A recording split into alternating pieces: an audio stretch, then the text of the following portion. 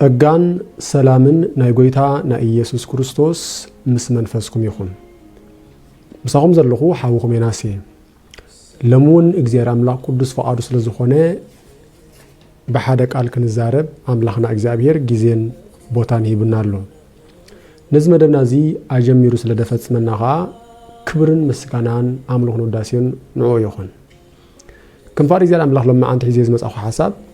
በመንፈስ ቅዱስ ተመልኡ ማለት እንታይ ማለት እዩ ዝብል ሐሳብ በመንፈስ ቅዱስ ተመልኡ ማለት እንታይ ማለት እዩ ምክንያቱ ቅዱስ ጳውሎስ ኣብ ኤፌሶን ምዕራፍ 5 ኣፈደ 18 ሓደ ቅዱስ ቃል ተዛሪቡሎ እንታይ ዝብል በመንፈስ ቅዱስ ዳኣ ተመልኡ እምበር ናብ ዕብዳን ስለዘብጽሕ ብወይኒ ኣይትስከሩ ዝብል በመንፈስ ቅዱስ ዳኣ ተመልኡ እምበር ናብ ዕብዳን ስለዘብጽሕ ብወይኒ ኣይትስከሩ ስለዚ በመንፈስ ቅዱስ ተመልኡ ማለቱ እንታይ ማለት እዩ ምናልባት ካብዚ ቃል ብምብጋስ ድዩ ወይውን ካበይ ከም ዘምጽኦ ኣይፈልጥን ገለገለ መላእያነ መንፈስ ቅዱስ ዝኾኑ ሰባት አሉ መንፈስ ቅዱስ ክመልአኩም ክንጽልየልኩም ንዑ ዝብሉ ሰባት አሉ መንፈስ ቅዱስ መታን ክትምሉ ኢድና ክነምብረልኩም ዝብሉ ሰባት ብዙሓት እዮም ንሶም ኢዶም አንቢሮም መንፈስ ቅዱስ ዝመልኡ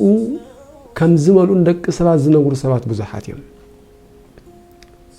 ነገሩ ግን መጽሐፍ ብዝግባ ምርዳእ መሰረታዊ ነገር እዩ በመጀመሪያ ዘመኑ ምፍላጥ ዘለና የዘመን ናይ ጸጋ ዘመንና ዘለና አቡል ይችላል አይኮናን ዘለና በኻላይስ ሓደ አማኒ መንፈስ ቅዱስ ዝምላ ማአሲዩ አነ ከም አማን መጠን ማአሲ መንፈስ ቅዱስ ተመልየ ምስ አመንኩ ምስተማሃርኩ ሓደ ሰብ ኢዱ መሰንበረለይ ሓደ ፓስተር ዲ ሓደ ካህን ዲ ኢዱ መሰንበረለይ ሓደ ፓስተር ኢዱ መሰንበረለይ ሓደ ካህን ኣብ አፈይ ኡፍ መስበለለይ ዲ አነ መንፈስ ቅዱስ ዝምላ ሓደ አማኒ መንፈስ ቅዱስ ዝምላ ሓደ ዝኾነ ሰብ ኡፍ ስለዝበለሉ ወይ ድማ ሓደ ዝኾነ ሰብ ኢዱ ስለዘንበረሉ ዲ መንፈስ ቅዱስ ዝምላ ጳውሎስ ነዚ ዲ መንፈስ ቅዱስ ተመልኡ ዝብሎ ዘሎ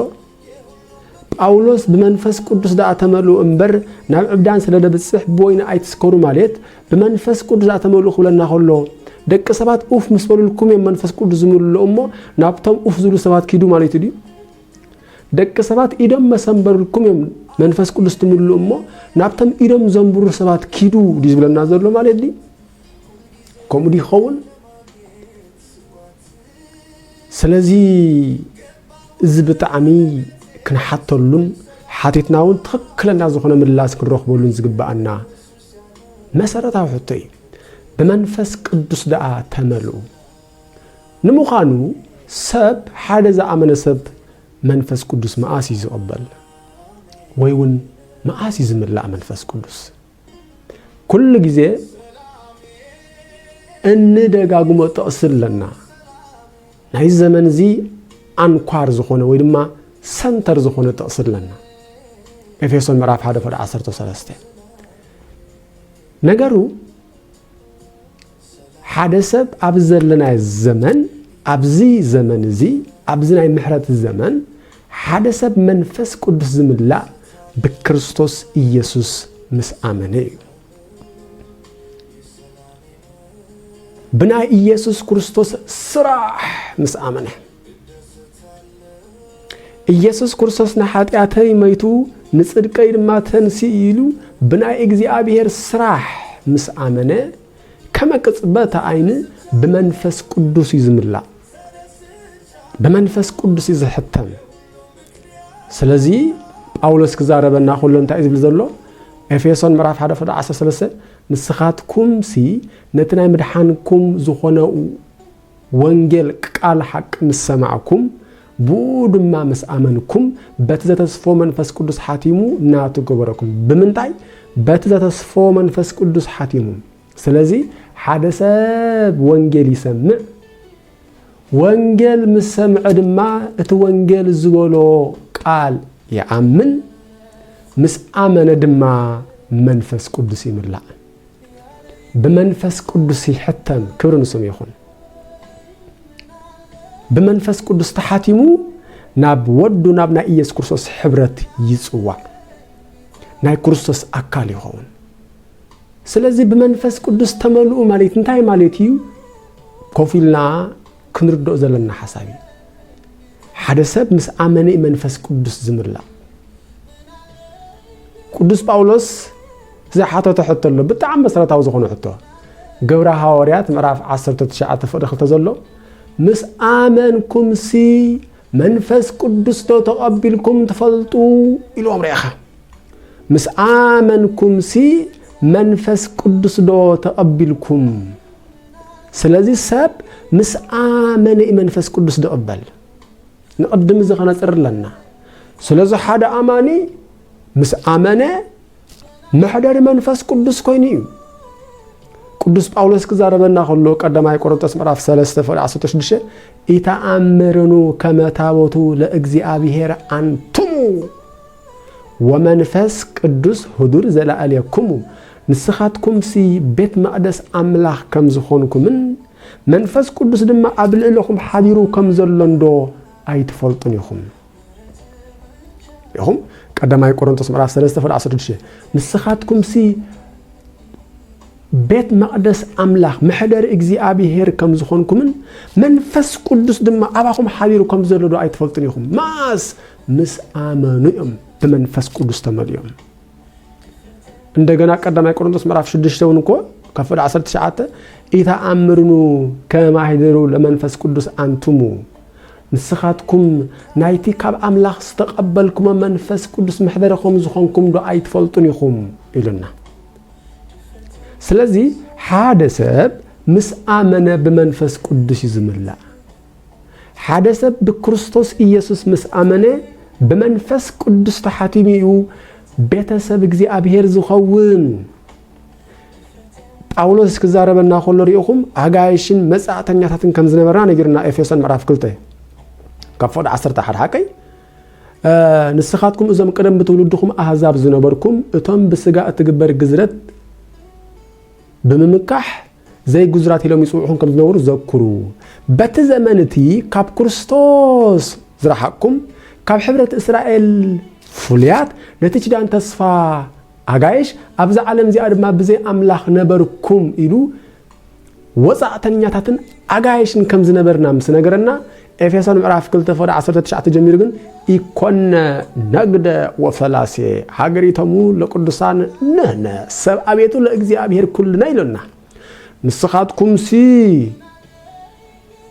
دك عدم نقدسان بيتسب أجزي أبيهر نبر عجايشين مساعتني تاتن أيكون كومنيلنا كبرنا سيمون ريهم اللهم مس آمنا بمنفس قدس تحاتمنا إنا بيتسب እግዚአብሔር كوينا سلازي حادثة مس آمنا بمنفس قدس زملا مس آمنا منفس قدس زقبل قدما يقرنطس ምዕራፍ 2 ፍር 10 ተመልክትና نتي بخامو زتوهبنا ጸጋ አምላኽ ምንት ክንፈልጥ ሲ መንፈስ አምላኽ ምበር ናይዛ ዓለም ዝመንፈስ አይተቀበልናን ለይኹም ነቲ ብኾም ዝተወሃበና ጸጋ አምላኽ ምንት ክንፈልጥ ሲ መንፈስ አምላኽ ምበር ናይዛ ዓለም ዝመንፈስ አይተቀበልናን ስለዚ ሓደ ሰብ ምስ አመነ መንፈስ ቅዱስ ተቀቢሉ ሓደ ሰብ ምስ አመነ በመንፈስ ቅዱስ ተመልዩ ሓደ ሰብ ምስ አመነ መሕደር መንፈስ ቅዱስ ኮይኒ ሓደ ሰብ ምስ አመነ መንፈስ ቅዱስ አቡ ፈሲሲ ሓደ ሰብ ምስ አመነ በመንፈስ ቅዱስ መንፈሳዊ ዓይንቱ ይዝበርሃሉ ሓደ ሰብ ምስ አመነ በመንፈስ ቅዱስ ተሓቲሙና ናይ ክርስቶስ አካል ይዝኸይድ እዚ ሰብ እዚ ምስ አመነ ቅዱስ ጳውሎስ ክዛረብ ከሎ እትንጎይታ ንኢየሱስ ክርስቶስ ዘተወንሶ መንፈስ إزبلنا رومي معرف شمونتا فد 11 كزارب كله بتعم دس زبل قالال انتاي زبل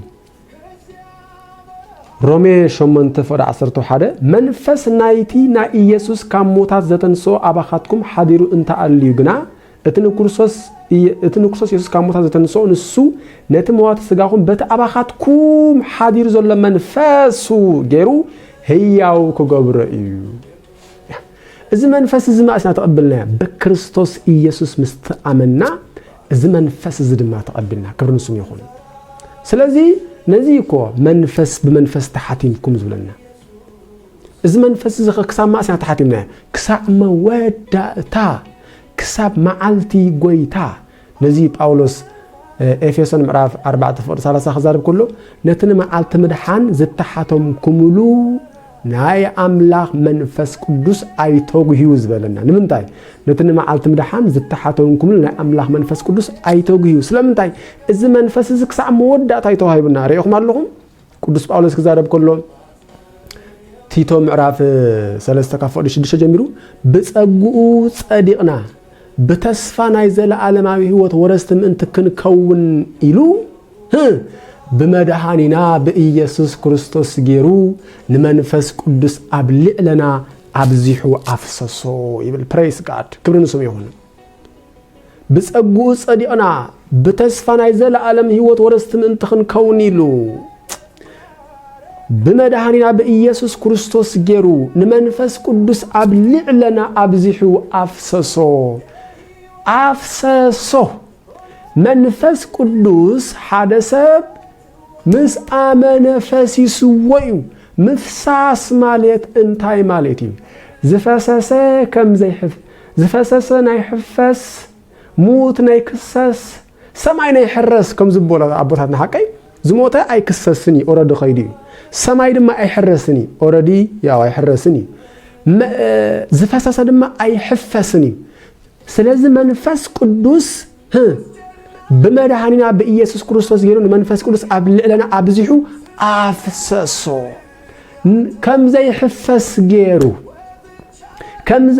ንኸይ ሕፈስ ፈሲሱ ንኸይ ውሰድ ፈሲሱ ንኸይ ጠፍ ፈሲሱ ስለዚህ በመንፈስ ቅዱስ ሓደ ሰብ ዝተመልአ ምስ አመነ እዩ ጳውሎስ ግን እንታይ ዝብል ዘሎ በመንፈስ ቅዱስ ዳአ ተመልኡ እንበር ናብ ዕብዳን ስለ ዘብጽሕ በወይኒ አይትስከሩ ይብላሉ እሞ እዞም ሕዋትና መንፈስ ቅዱስ ከመልአኩም ክንጽልልኩም ዝብሉ ዘለው ሰባት እንታይ ማለት እዮም በክርስቶስ ኢየሱስ ስም እልምነኩም አለው አብጽሑ ላይ አነውን ምላሽ ካብቶም ምላሽ ዘሉ ሰባት መንፈስ ቅዱስ ከመልአኩም ክንጽልልኩም ማለትኩም እንታይ ማለትኩም እዮም ሕዋት ብሩኻት ቅዱስ ጳውሎስ በመንፈስ ቅዱስ ተመልኡ ማለትከ እንታይ ማለት እዩ መንፈስ ቅዱስ ሓደ ሰብ ምስ አመነ ዘይኮነን ዝተመልአ ባር ናብ ቃሉ ንኸይድ ለቡ አስተውዕል ጳውሎስ እንታይ ማለት ከም ዝኾነ ያው መንፈስ ቅዱስ ሓደ ሰብ ማእስ ከም ዝተመለኢና ኣብዛ አመነሉ ቅጽበት እንተዳ አሚንና በመንፈስ ቅዱስ ተቀበልና ኢና ተመልኢና እንተዳ አሚንና መንፈስ ቅዱስ ተቀበልና ኢና ሪኦም ኣለኹም ትዚሉኒ ጳውሎስ እኮ ሓደ ብጣዕሚ ጽቡቕ ዝኾነ ሕቶ ሓይትዎ ማለት ንሰብ ገላትያ ምዕራፍ 3:2 ደስ ስትብል ቃል እያ ከንብባ እስኪ ገላትያ ምዕራፍ 2 ምዕራፍ 3 ይቅርታ እንታይ አትብል ካባኻትኩም ክፈልጦ ዝደሊ ሓንቲ ነገር ጥራይ ኣላ ለቡ አስተውዕል ካባኻትኩም ክፈልጣ ዝደሊ ሓንቲ ነገር ጥራይ ኣላ እንታይ ኮን ትኸውን ንመንፈስ ቅዱስ ዝተቀበልኩሞ ሕጊ ብምፍጻም ዲኹም ወይስ ነቲ ድሰማዕኹም ብስራት ብምእማን አይኻ ንመንፈስ ቅዱስ ዝተቀበልኩሞ ሕጊ ብምፍጻም ዲኹም ወይስ ነቲ ድሰማዕኹም ብስራት ወንጌል ማለት እዩ ብምእማን ጳውሎስ አባሃሉ እንታይ ማለት እዩ መንፈስ ቅዱስ ሓደ ሰብ ዝቀበል ነቲ ብስራት ምስ አመነ እዩ ንመንፈስ ቅዱስ ዝተቀበልኩም ሕጊ ብምፍጻም ዲኹም ወይስ ነቲ ድሰማዕኹም ብስራት ብምእማን ስለዚህ ሓደ ሰብ ወንጌል ይሰምዕ ብስራት ይሰምዕ ነቲ ብስራት ድማ يأمن آمين ويخون الليل يقبل مستقبل دماء بمنفس قدس يحتم زي كل أماني بمنفس قدس زتحاتمي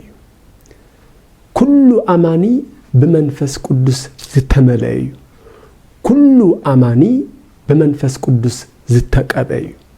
رئيهم لهم قدس باولس كزارب كله كم زي زبلا قداماي كلاي قرنطوس ምዕራፍ 1 ካፈር 21 እትና አናና አኻትኩምን አብ ክርስቶስ ዘጽናዓና አምላኽ እዩ ዝቀባአና ውን ንስዩ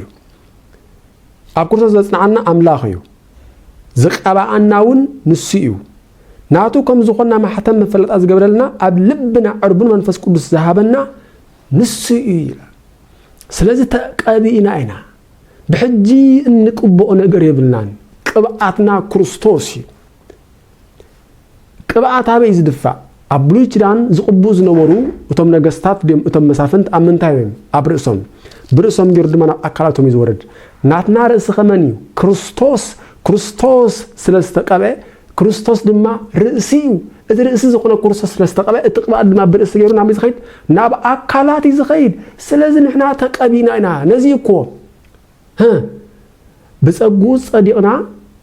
بتسفنا إذا عالم هي وترسم تنقلوا بمدحاننا بإيسوس كريستوس جرو لمنفس قدس أبلنا أبزيحو أفسسوريهم بمن يزبان منفس قدس فسيسو بكريستوس إيسوس قبعات أبزرسي كم زدفع برس جرو لمن أب كله أكلات كم زخيد